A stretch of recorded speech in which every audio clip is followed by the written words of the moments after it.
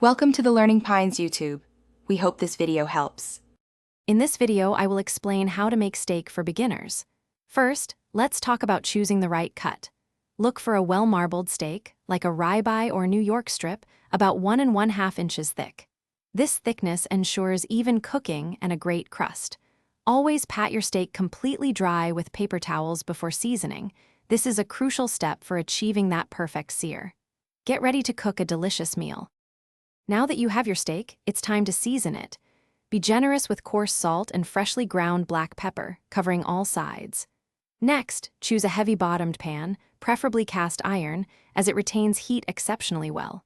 Place your pan over medium-high heat and let it get very hot, almost smoking.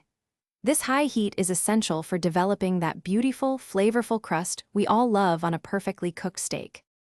With your pan hot, carefully place the steak in and sear for 2 to 3 minutes per side until a deep brown crust forms. Then, add about 1 tablespoon of butter, a sprig of fresh rosemary, and a smashed clove of garlic to the pan. Tilt the pan and baste the steak with the melted butter for about 1 minute. Remove the steak and let it rest for at least 5 to 10 minutes. This allows the juices to redistribute, ensuring a tender and juicy result. To ensure your steak is cooked to perfection, use a meat thermometer. For a delicious medium rare, aim for an internal temperature between 130 and 135 degrees Fahrenheit. Once rested, slice your steak against the grain. This shortens the muscle fibers, making each bite incredibly tender. Serve your perfectly cooked steak immediately with your favorite side dishes and enjoy the fruits of your culinary efforts.